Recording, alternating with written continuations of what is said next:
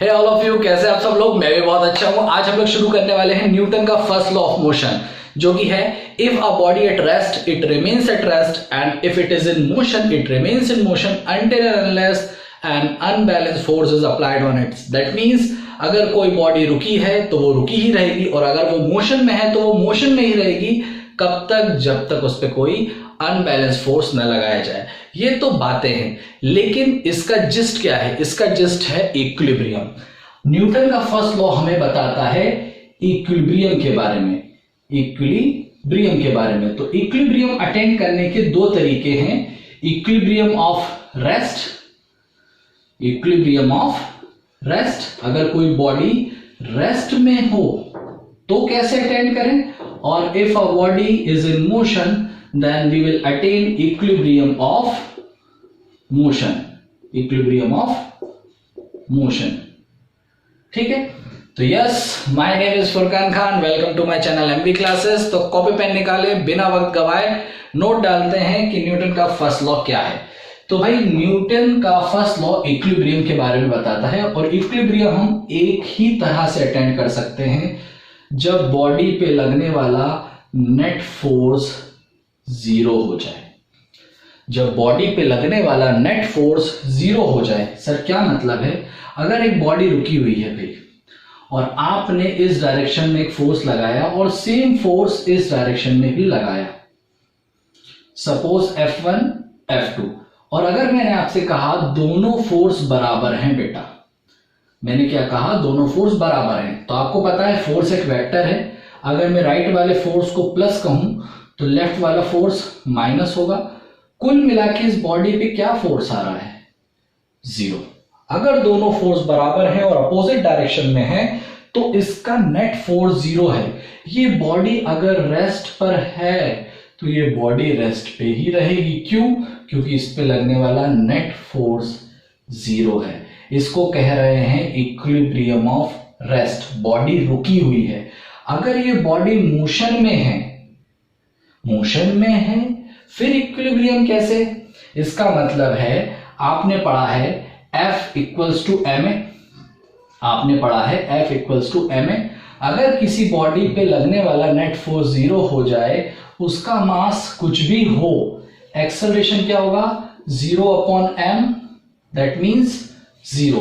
तो ये बात भी नोट करने वाली है।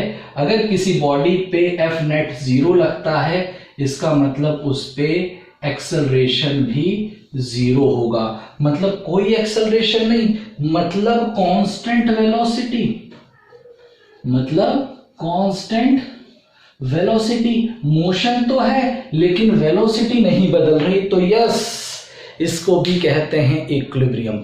तो इक्विलिब्रियम सिर्फ मोशन में ही अटेंड नहीं होता, इक्विलिब्रियम अटेंड होता है रेस्ट में भी और मोशन में भी। रेस्ट में आपको समझ में आ रहा है, net force applied should be zero, body rest पर है, equilibrium of rest. But if it is in motion of acceleration zero, that means constant velocity, तो भी हम उसे कहेंगे इक्विलिब्रियम। ठीक है, तो न्यूटन का फर्स्ट लॉ है F net equals to zero. ठीक है, और इसी F net equals to zero से आपके बड़े बड़े क्वेश्चन हिल जाएंगे, बड़े बड़े क्वेश्चन।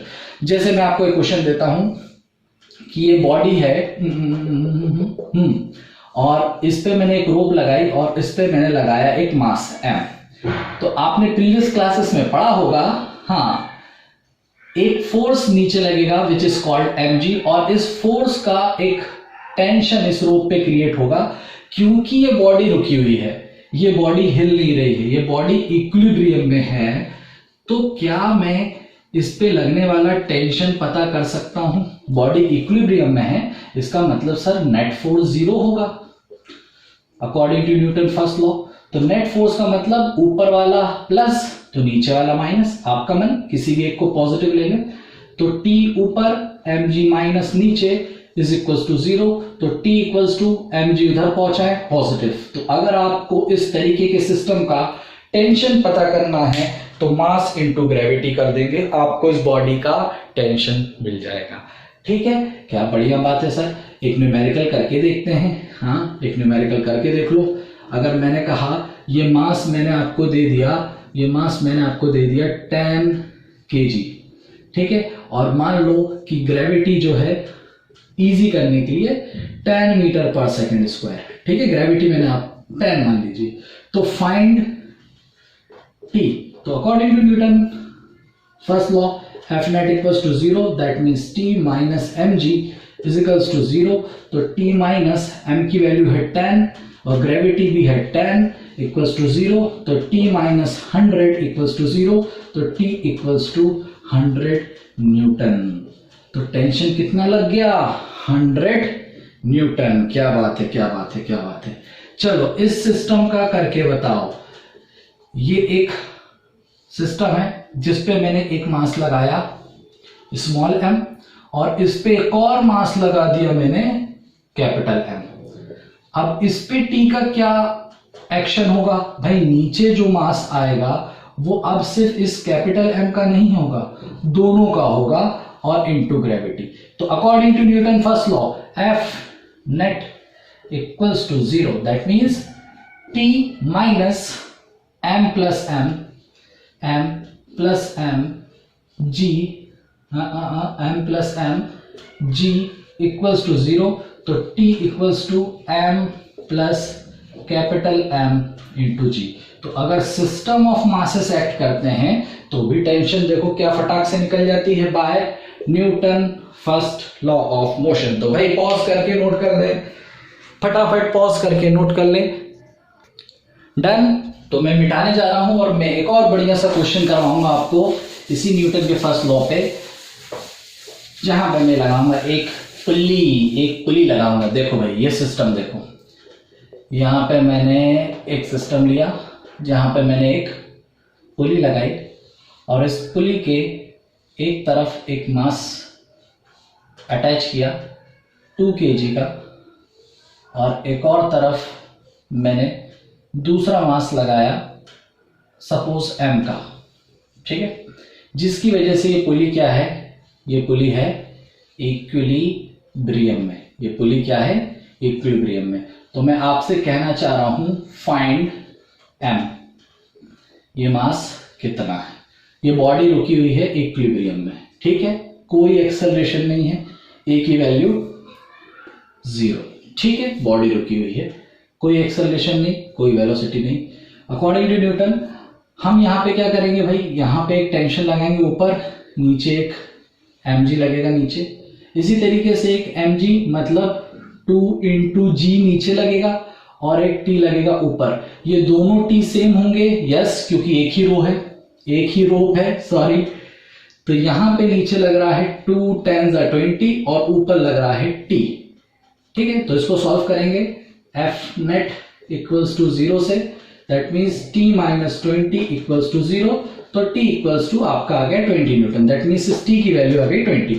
अब ये वाले सिस्टम को पकड़े, नीचे लग रहा है आपका m इंटू जी को मान लो 10, ऊपर आ रहा है t और t की वैल्यू आपने निकाली है। इस सिस्टम में भी लगा लो F net equals to 0, t minus m into 10 equals to 0, that means t you have, t की वैल्यू आपके पास है 20, ये 10m वहां जाएगा तो प्लस का 10m, तो m की वैल्यू निकालूंगा तो 20 डिवाइडेड बाय 10, 0 से 0 2, दैट मीन्स सेकंड मास भी 2 kg का ही होगा, ठीक है, सिंपल सा था। हाँ सर 2 kg है तो 2 kg बैलेंस करेगा, अरे वो तो आपको पता है, आपको न्यूटन का फर्स्ट लॉ समझा रहे हैं, ठीक है।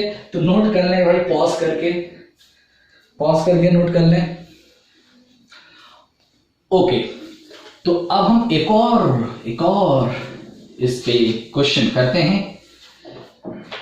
तो सपोज ये एक बॉडी है जो इसके ऊपर टिकी हुई है और नीचे एक फोर्स लगाएगी mg, इसके ऊपर एक नॉर्मल रिएक्शन लगेगा जिसको हम लोग कहते हैं n।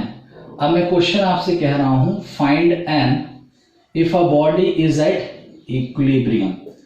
बॉडी इक्विलिब्रियम में है, ठीक है, बॉडी इक्विलिब्रियम में मीन्स जिस स्टेट में थी उसी स्टेट में, that means F net equals to 0, upward force positive, downward force negative equals to 0, तो n इक्वल्स टू mg।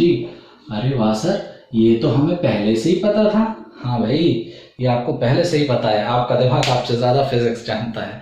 तो यस, ये लेक्चर रहा खत्म। यहाँ पे न्यूटन के फर्स्ट लॉ पे अप्लाई किया, बहुत ही इंपॉर्टेंट है। न्यूटन का फर्स्ट लॉ हमें सजेस्ट करता है स्टेट ऑफ इक्विलिब्रियम के बारे में, which is net force equals to 0। तो इस कॉन्सेप्ट को पकड़े रहें, पढ़ाई करते रहें। All the very best, thank you so much.